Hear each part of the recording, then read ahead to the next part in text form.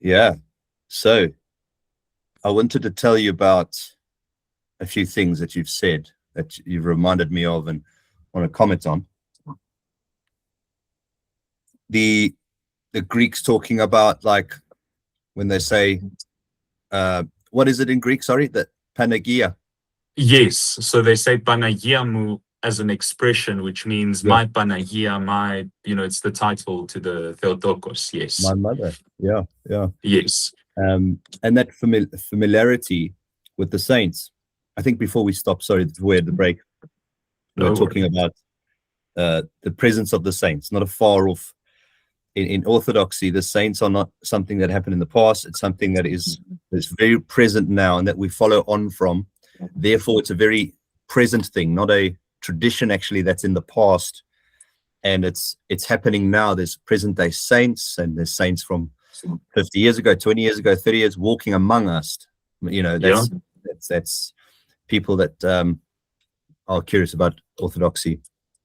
And also, when I was in Thessaloniki, I was kissing an icon. We were venerating icons, and this young boy next to me that I didn't even know, but I felt like we were kissing our family, and there was a very strong feeling of connection and unity in that. That we have the saints walking with us, rooting for us, drawing us in, and they're humans like us. So, like, although Christ became the ultimate human, fully God, fully man, we can relate to the saints because they like us 100%. 100%, yeah. 100%. It's incredible. Man, there's so much we can say. Elder Ephraim of Arizona, who I've got quite the connection with, which maybe we'll get to, but he always said, like the archangels are like our big brothers. They're there to help us. They're there to stand by us and intercede. And the same goes with the saints, and in the Greek tradition, and I assume in Orthodoxy all over, we've got a few that we call living saints whose relics are incorrupt, but they are known to actually get up and physically help people. So in the Ionian Islands, there's Saint Spiridon, who's I think a 3rd century saint, if I'm not mistaken, but completely incorrupt. There's Saint Dionysios of Zakynthos as well, incorrupt. Saint Gerasimos of Kefalonia, who's also incorrupt. And Saint Paisios said that those 3 saints have great significance for being exactly where they are and being incorrupt, because they're the closest to Italy in Greece. And there was a lot of Venetian influence, and there was a lot of pressure to actually Latinize those islands to get the people to become Catholic. And, the Greeks, especially under the Ottomans, they weren't illiterate, but they weren't as educated on the faith, let's say. It was really a practical thing for them. So for them, they would say, look, we don't know theology, we don't understand it, but we've got incorrupt saints. Why would we even join you guys? We've got miracles. We've got these saints who we knew, our grandfathers knew them. So why would we give that up? We've got friends that died for the faith under the Ottomans. Why would we ever give that up? And I think that also speaks to the Greeks, what they've been through. They have Orthodox blood running through them since the time of Christ, which is really incredible. And the saints, as you said, Orthodoxy is a living faith. We've got living saints currently. I think one of the elders said that, God won't abandon us. No, I think as long as the world is standing, know that there are saints. I think something along those lines. Saints that have come and gone, and the saints that are alive. They are very holy people all over, and not just monastics. That's another thing that was really touching to me. There's an incredible series of books called Ascetics in the World. And it's mainly about the Greeks of Asia Minor, which is modern day Turkey today. Lay people who were literally the most ascetic people you could ever imagine. And, they lived like monastics in the world. They were strict, faithful, humble people. And I've had encounters with I want to say holy lay people in Greece as well, where I was like, man, what's going on here? Like, why is this man telling me everything that I'm thinking? And I think that also just gives us so much hope. Like, we can become saints, it's not just for monastics, it's not just for martyrs, it's for all of us, which is something to strive towards. And it also encourages us because we know, like, we might read the lives of saints and think like, oh man, I could never do that, or this is too far-fetched, or did this really happen? But it did happen. And, we one step away from that, but it's a constant struggle. Yeah. I mean, the saints for me are a foretaste. Again, it's a foretaste of what heaven is and what God is doing in the world. 100%. Yeah. He will do and continues to do, has done, will do, and continues to do. I wanted to mention something about Father Michael, the wonderful church you go to, because I came for a few liturgies and then met him afterwards quickly to get the antidoron. Yes. And then have a word with him and saying, oh yeah, I'm interested in Orthodoxy, but I'm going back to England and so on and so forth. And then the one liturgy I brought my wife and children to, and this is something for people also interested in Orthodoxy or don't know things. I thought from the outside as well, it was so strict and you needed to stand and you needed to, it was all very strict and so many rules. But as I've come into Orthodoxy, it's like, it's not that you need to go and worship, and you're responsible for your own worship. Don't worry about what other people are doing. If they're talking during the Matin prayers or they whatever. Just So anyway, what I'm trying to tell you is, a server came up to me and said, "You want to bring your daughter up?" And I was like, "Wow, what? Like Orthodoxy? Am I even allowed to step on those steps? Because I thought, with the sanctuary and the iconostasis and all that, holy and reverence. I was like, well, can I? And then he said, "Come."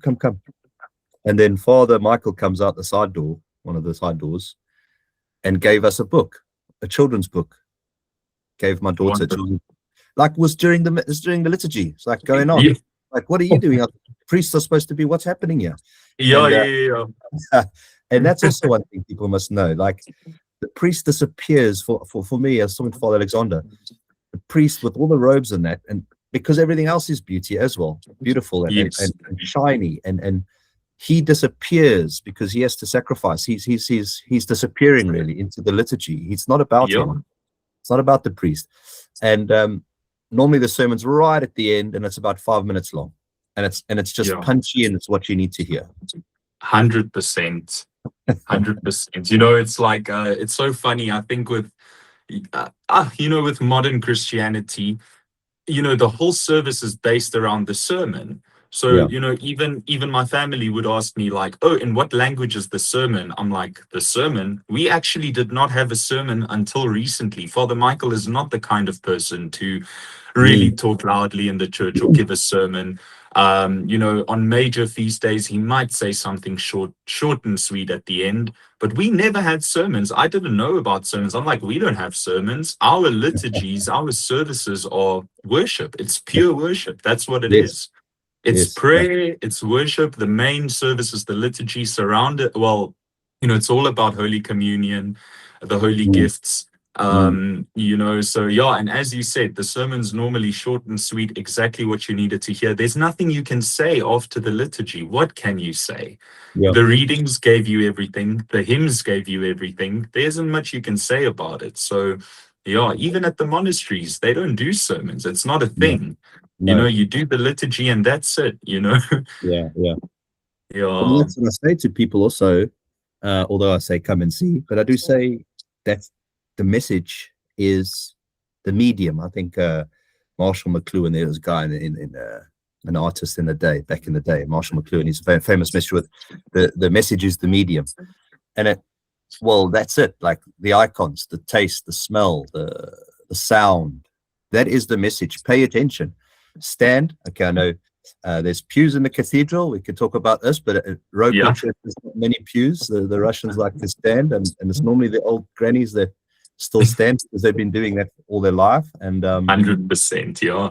But yeah, go stand there and pay attention and let the message be given to you, or step into it rather. It's something you're stepping into and partaking in, which is beautiful. Yeah. Really amazing. Yeah. The Greeks like their pews. Oh man. So let's maybe touch on the second part of your name, the Otto part. Yes. Before I got, sorry, it's been in my head since you spoke about my big fat Greek wedding. My favorite line from that movie is when he's telling the boyfriend, tomorrow. Now, excuse my accent, but tomorrow you're going to be baptized in the Greek Orthodox Church. And the best is the next day when he says, "Today is your lucky day." Oh, yeah. Nikki gonna be your godmother. Yeah. Nikki and Nicole, and then there's all the Nicks.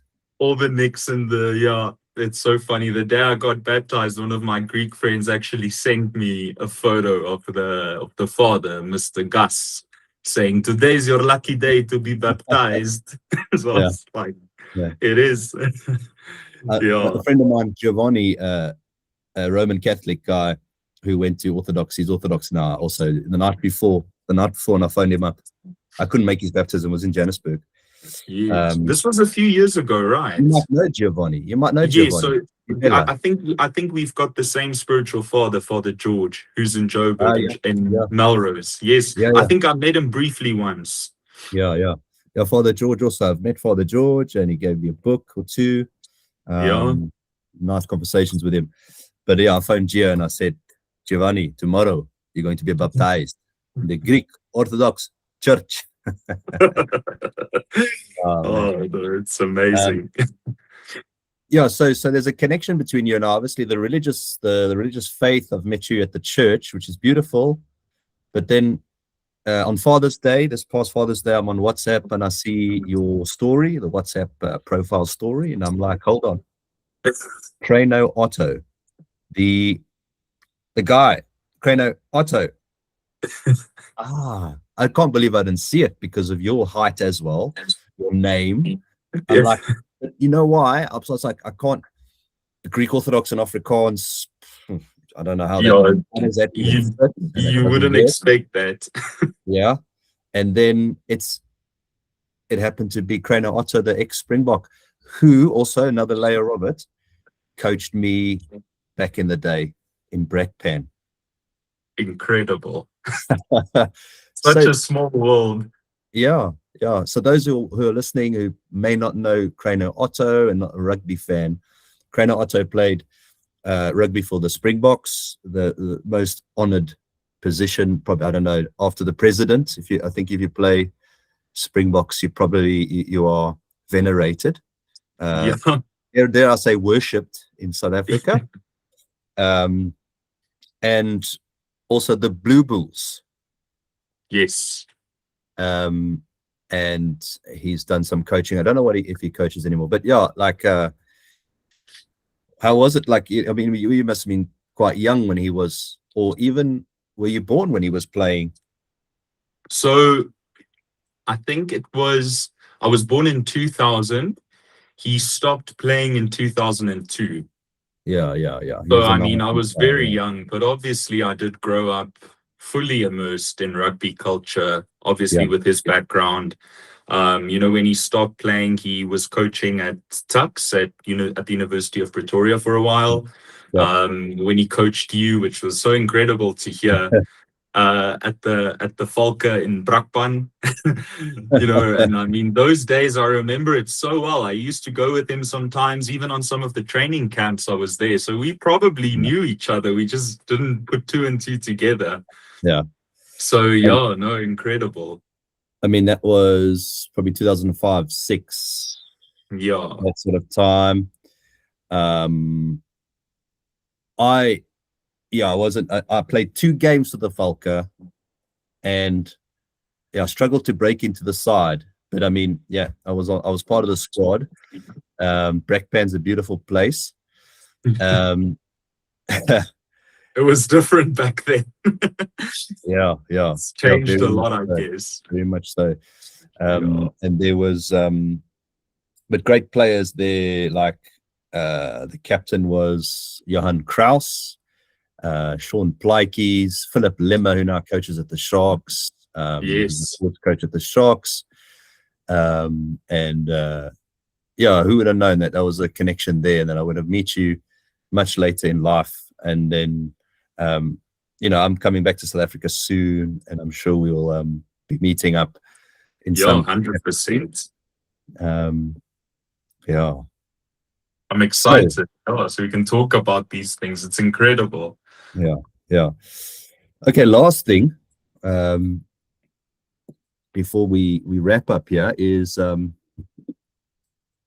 what sort of people that are curious about orthodoxy or need to deepen their orthodoxy, what would you suggest they read? Or I mean, there's so much stuff out now on the internet, like who to follow. There's so many influential voices in the Orthodox world, quite big ones, and then there's also very small ones, little pockets of wisdom. If there's any suggestions you have, books or people to. Yeah, sure. There's a nun that I know. When she asked her elder, her spiritual father, she's like, "Yerunda, elder, what book should I read?" And he told her, he like hit his fist against the table. He's like, "The lives of the saints, the lives of the saints, the lives of the saints." There's so much to listen to. There's so much to read. Especially, I like to challenge the people that are a bit more intellectual. They want to go into the theology and the history and this and apologetics and all of that stuff. The monks and the nuns as well, because we always talk about the monks, but we kind of overlook the nuns. Some of them can be extremely spiritual, humble people, extremely wise. I've got a spiritual mother as well, who's an abbess in Greece, very holy person. And they all say these things are not going to help you unless I'm talking about apologetics and those things. It's not going to be beneficial for you just yet. When you're new to the faith, you want to dive into it, fully. And I mean, we all had that zeal, and I was very zealous and very traditional. And, well, to an extent, I still am, but I feel with my spiritual father's help, discernment is very, very important. But the lives of the saints are the best. That book, Everyday Saints, that you spoke about, man, I get goosebumps when I just look at that book. And, it's one of the few books that I've laughed in, I've cried in, I've, went back and read the chapter over and over again. Just so many incredible, incredible stories. And, orthodoxy is theology lived out, when you go to the services, when you read the lives of the saints, the lives of the saints are the gospel in practice. It's the best example we can get. Yes, of course, the gospel is the highest form of literature that we have, but, we don't have the guidelines always. When we look at the lives of the saints, there's so much theology in that. There's so much, of the gospel in practice. So it's very important. I think there's a lot. Oh man, I'm trying to think, the writings of Saint Paisios. He's got I think it's about 7 volumes that he's got. I don't know if you've seen them. They're these blue books. But one is Passions and Virtues, Family Life, Spiritual Awakening, Spiritual Struggle, On Prayer. So simple, like simply written with examples and practical advice. Those things are worth gold. Like, go and sit at the feet of the saints and everything will come to you. That's the most important thing. Obviously coupled with having a good spiritual father, someone that you can talk to, that can guide you. That's almost all I want to say. And humility is so important. Come and just open your heart and see what God has in store for you through orthodoxy. It's the biggest gift, the biggest treasure. It's incredible. And prayer is so important. Also the same abbess that I told you about. When I was in Greece the last time, we were talking and she was kind of asking me some personal questions, kind of to give me some counsel. And she's like, do you do your prayer rule? And I'm like, oh, I have to be honest, I'm quite bad with that. It's probably my biggest cross, keeping my prayer rule. And she's like, why don't you do your prayer rule? You mustn't disappoint God. Do you know what a big thing it is for someone in South Africa? You're not in a place like Greece or Russia that has centuries of orthodoxy and relics and holy sites. For you to say that Jesus prayer in a place like that is the best thing you could do after having liturgy served, So, man, there's a lot I want to say, just keep reading the lives of the saints, visit monasteries if you can. I think it's the biggest thing you could do for yourself and for spirituality. The monastics are Elder Ephraim also said the monastics are the SWAT team of the church. They're the special forces. There's a lot that we can learn from them. Also know our place as people that are in the world, but there's a lot that we can do or take from the monastics to put into practice. There's a beautiful. Sorry, I went off topic, I think. No, that's beautiful. There's a I can't remember the saint now, but he said that if I say 1,000 prayers in the mountains of Athos, and you say 3 amongst your life and family and chaos of the city, we are equal. Exactly. That was Saint Ephraim of Katunakia. Yeah, you're right. Yeah, that's the one. Yeah, in Katunakia, if I say 1,000 prayers there, and you say just 3 in the chaos of the city and your family and business and work, we are equal. That's beautiful, brother. And he was one of the strictest ascetics, I think, in the last 100 years. So for him to say something like that, there's so much behind it. I think humility as well, because what we do isn't even a drop in the bucket of water what they did. Those guys fasted, they did services all night long. I'm almost so humbled when I hear those things, because I'm like, man, I don't even do a fraction of what you did. Yet you're saying that, it's very profound.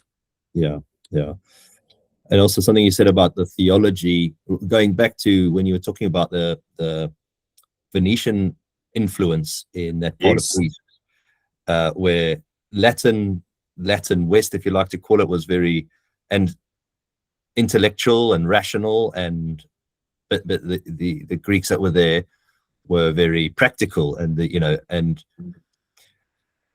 and thank God for that, because I've seen in the modern church today, it's become a very heady exercise, become very rational, become logical. Oh, it's logical to do that. It's logical to do that and think about it. But what Orthodox says, well, take your head into your heart,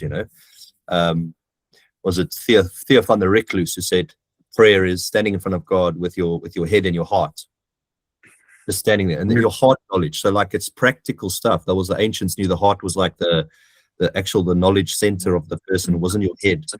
And where am I going with this is that the iconography and the saints are actually theology. Look at it. 100%, yeah. The colors and what's happening in the icon, take it in, what's happening in front of you. Read about the saints. It's the gospel, as you said quite beautifully. It's the gospel practiced, which is beautiful. And also the gospel is so important, so central. It's almost in the middle of our service, like before the communion, and we understand that scripture was actually written by the church, not the other way around. So like, it was the living saints of the church who produced the Bible for us. It wasn't the other way around. And a lot of people can just say, well, if I've got my Bible and I've got Jesus in my heart, fine. But you've got to practice. It's an exercise in spirituality. That's what I find. It's like going to gym for your soul. Orthodoxy. It's hard. It's challenging, but it's like you are training your soul in virtue and repentance and humility. These virtues, they take them seriously. 100%. You nailed it. That's it, Well, praise to God and his saints, and thanks for your life, Nektarios, and your time today, brother. Thank you for having me. It's always nice to talk to you, and I'm excited to get together when you're back in South Africa. I hope you'll have a bit of a more relaxed itinerary. Last time I think we missed each other a little bit, but yeah, we'll get there. We'll get well, there. I'm there, I'm not coming back to England anytime soon. So it's a one-way ticket. Oh, you're coming back. I didn't realize that. Okay. Yeah. You mentioned that's kind of the hope, but I didn't realize it was coming to fruition. Well, that's wonderful, brother. Yeah. I'm happy about that. Yeah. Glory to God. Amen. I want to just say something for our listeners. The reason behind this podcast, there are many reasons, but the one important ones is to talk about orthodoxy and the faith, the beauty, the power, the efficacy of the truth of orthodoxy, the truth of the Christian way. And also our podcast is moving into a subscription-based podcast. So only people who have paid will get to hear this beautiful podcast today. And that's a little bit of £2.37 in rands. What is that? $40, 50 rand a month. That's like a chappie now these days, eh?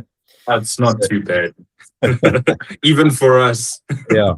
And all the funds will go to our Orthodox parish here in Hastings, because we have moved into the building, but we don't own it. And once we own it and have the money to pay for it, we can start moving forward in a very obvious way. So, and yeah, just to promote orthodoxy and the truth and the power of it. Wonderful, brother. Well, God bless. All the best with what lies ahead. I'm hoping to hear your news. Yes. Yeah. Yeah.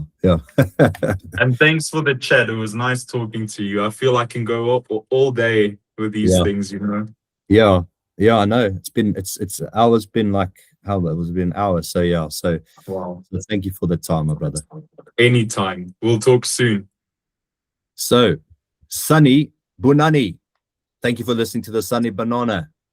I see you.